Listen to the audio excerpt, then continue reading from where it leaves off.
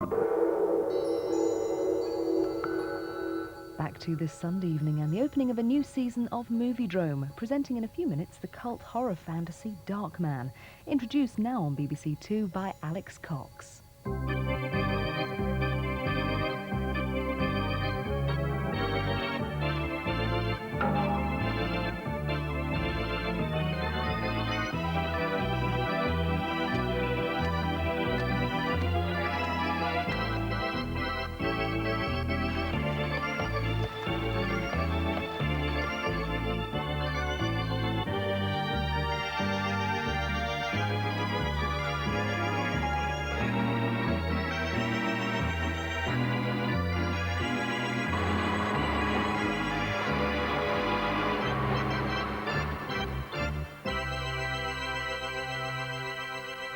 Tonight, a film by Sam Raimi, director of The Evil Dead.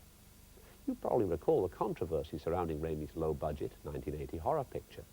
In the cold light of day, it's hard to see what all the posturing was about. The Evil Dead was a good, competent, cabin-in-the-woods horror flick, certainly not a cause célèbre worthy of all the anguish and outrage that surrounded its release on video. Raimi's bigger-budget crime wave, made in 1985, was considerably less successful. But Evil Dead 2 was a tremendous film, full of all sorts of manic originality. Manic originality is less in evidence when we witness Sam Raimi's first studio picture, Darkman. Made in 1990, Darkman was obviously intended to be a sequel procreator along the lines of Batman. The music for both films was composed by Danny Elfman. However, it didn't work out that way. Darkman lacks the well-developed comic book roots of Batman or Dick Tracy, and spends rather too much time referring to the Phantom of the Opera or indulging in familiar grotesquerie.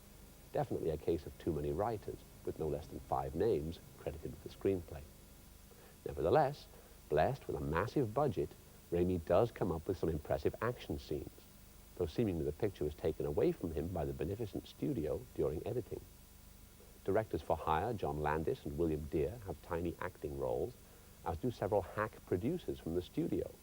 What, they couldn't find any actors in Los Angeles? Raimi's most recent film is Army of Darkness, a sort of sequel to Evil Dead 2, which takes place where the previous film dumped its protagonist, the Dark Ages.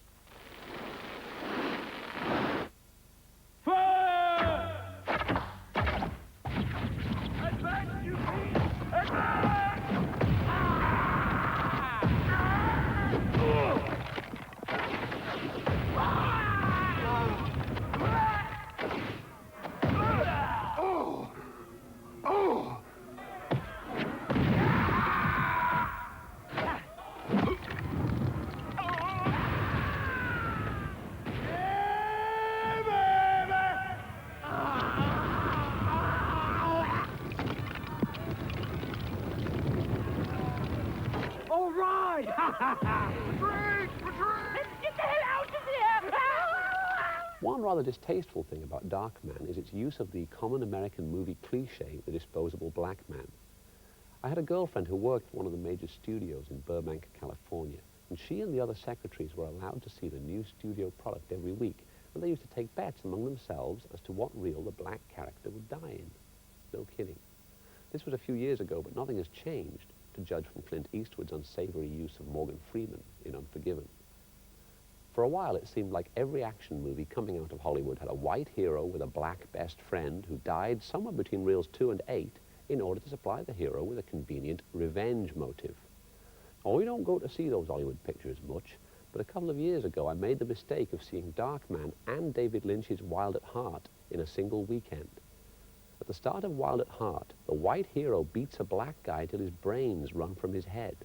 In Darkman, Raimi establishes the villain's villainy by having him cut off a black man's fingers with a cigar cutter. Coincidence? Or something else? Well, I don't know.